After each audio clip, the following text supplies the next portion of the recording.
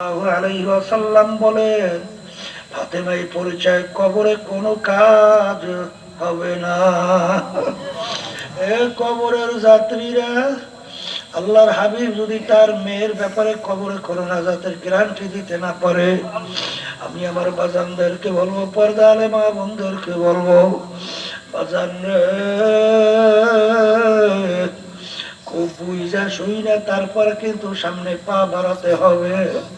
কারণ দুনিয়ার কাজের মধ্যে যদি তুমি 5 বারও কেউ ঠইগা যাও, আবার ওই কাজের ভিতরে চেষ্টা করলে জিতবার আশা করা যায়। কিন্তু একবার যদি কেউ কবরে যাইয়া ঠগ, আর দ্বিতীয়বার দুনিয়াতে আসা আপিল কইরা জিতবার কিন্তু আর আশা না। এই জন্য আমার বাজানদেরকে বলবো, পর্দা আলে মা বোনদেরকে বলবো, বাজান নাকের পাল্লা ভারী করতে হবে, গুনার পাল্লা হালকা করতে হবে, ঈমানকে নির্ভেজাল করা লাগবে। এরপর আমার মাওলাকে রাজি খুশি কইরা কবরে রওনা করা লাগবে। কারণ একবার যদি কেউ ঠগ, দ্বিতীয়বার আর আপিল কইরা জিতবার আর সুযোগ নাই। এই জন্য আমার ভাইদেরকে বলবো, পর্দা আলে মা বোনদেরকে বলবো, আমার মালিক দুনিয়াতে তোমাকে আমাকে পাঠাইলেন পরীক্ষার হলে পরীক্ষা নেওয়ার জন্য। সবসময় মনকে বুঝাই, ওরে মন, আমার মালিকের কিন্তু তোমার আমার নামাজের কোনো প্রয়োজন নাই, তোমার আমার রোজারও কিন্তু আমার মালিকের কোনো প্রয়োজন নাই, তোমার আমার অন্য অন্য হজ যাকাত সহ কিছু প্রয়োজন নাই।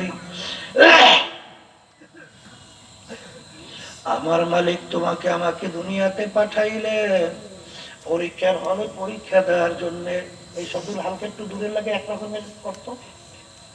এই শব্দগুলো কমাই দিবি কেন? এই দূরের শব্দ লাগে, এই শব্দগুলো একরকমের রাখবে সবসময়। বলি নাই তো সবসময় আল্লাহু আল্লাহ। তাই যেই কথা বলতে চাইছিলাম, ভালো করে মনকে বুঝাইয়া তারপর কবরে রওনা করতে হবে। এ কবরের যাত্রীরা, এ পর্দার আড়ালের মা বোনেরা, যাহারে যাদের জন্য জীবন শেষ করলাম, আহারে যাদের পিছনে পইরা আজকে ধরাকে সরা জ্ঞান মনে করলাম না, আমি সেই বাজানদেরকে বলবো, পর্দা আলে মা বোনদেরকে বলবো, আমার মালিক তোমাকে আমাকে দুনিয়ায় পরীক্ষার হলে পাঠাইলেন, আরে পরীক্ষা দেওয়ার জন্য। আহারে কিয়ামতের ময়দানে যখন তুমি আর আমি উঠবো, আমার মালিক যখন জিজ্ঞাসা করবে, রেজাউল কারীম, এ রহিমা খাতুন, আমার কাছে তুমি কি নিয়ে আসো? আমলের ত্রুটির কোনো অভাব নাই। যদি বলতে পারি, মালিক আর কিছু আনতে পারছি না পারছি জানি না, তবে একটা সার্টিফাই তোমাকে করি মালিক, আমি তোমার পক্ষের লোক। ইব্রাহিম আলাইহিস সালাতু ওয়াস সালাম, নমরুদ যখন তাকে আগুনের ভিতরে ফেলাইলো, একটা ব্যাঙ বারবার পানির ভিতরে লাফ দেয়, পানি ঢুক গেলে ওইটা আবার আগুনের দিকে প্রস্রাব করে। ব্যাঙের পানির পরিমাণ অল্প, এতটুক পানি আগুনের কাছেও যায় না, আর এতটুক পানি দ্বারা আগুন নেবেও না। আবার পানি শেষ, আবার পানির ভিতরে লাফ দেয়, পানি ঢুক গেলে উল্টে আবার আগুনের দিকে প্রস্রাব করে। জিজ্ঞাসা করে, ব্যাঙ তোর পানি তো আগুনের কাছেও যায় না, আর এতটুক পানি দ্বারা তোর আগুন নেবেও না, এরকম বারবার তুই কেন করো?